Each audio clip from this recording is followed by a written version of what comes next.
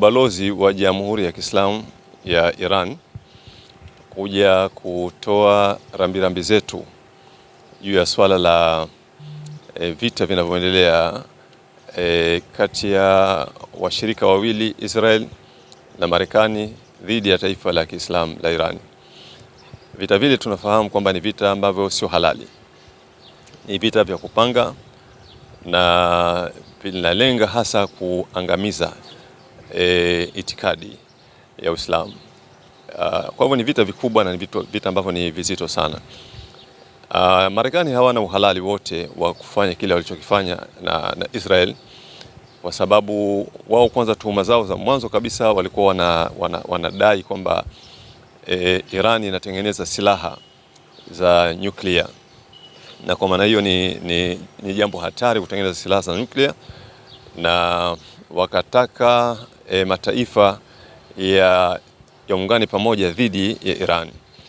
Lakini baadaye Iran walikanusha kwamba hawatengenezi silaha za nyuklia na walikubali kukaguliwa, na ukaguzi ulifanyika na ikabainika kwamba hawatengenezi silaha za nyuklia.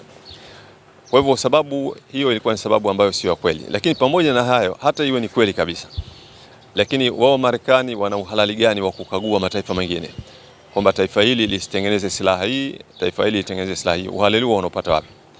Na kama kutengeneza nyuklia ni tatizo kwa dunia, nani mtuhumiwa wa kwanza? Kwa sababu wao Marekani ndio ambao na Israel, wao ndio wanamiliki hizo silaha za nyuklia kwa kiasi kikubwa kabisa. Kwa hivyo tunaona sababu zile ilikuwa sio sababu za kweli, ni sababu ambazo ni za uongo. Ile sababu ya kweli kabisa ni kwamba wameificha.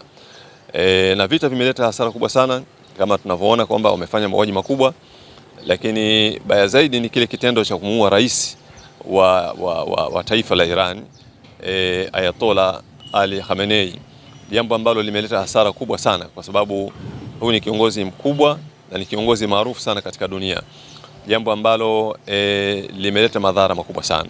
Kwa hivyo sisi tulikuja kutoa rambirambi kwa balozi, na vile vile tumelani kile kitendo ambacho kilichofanyika cha kuvamia lile taifa na kumuua kiongozi. Hii ndio ilikuwa safari kubwa ya kuja kumuona balozi leo, na tumesaini kitabu cha balozi na tumewaeleza Wairani kwamba tuko pamoja nao. Hatuna nguvu kubwa, lakini angalau hata kwa dua na kuwafariji kama hivi ambavyo tulivyofanya, kwa maana kwamba tuko pamoja, na tunaamini kwamba kwa salamu hizi ambazo balozi amehakikisha kwamba atazifikisha kwa Wairani zitawapa nguvu na zitawapa moyo. Kwa hivyo nitoe wito kwa wapenda haki duniani na Waislamu vile vile kwa ujumla, yani tuhakikishe kwamba tunakuwa na mtazamo wa namna moja katika vita hivi, kwamba ni vita vya kiitikadi, ni vita dhidi ya Uislamu.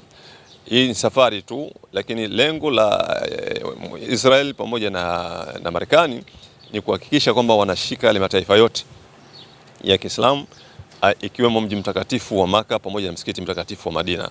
Aqsa tayari wanayo, kwa hivyo wanakuja kuchukua misikiti miwili. Tuliangalia hivyo. Kwa hivyo tunapaswa Waislamu wote duniani kuwa na mtazamo wa namna moja, kuwa na kauli moja na kushikamana katika jambo hili. Tuone kwamba vita hivi vinavyoendelea sio vita vya Irani, bali ni vita vya Waislamu wote. Angalau kwa dua tuendelee kuwaombea wenzetu. Hili ndilo ambalo tulilofanya leo katika ziara hii tulipokuja hapa kwa balozi wa Irani jijini Dar es Salaam.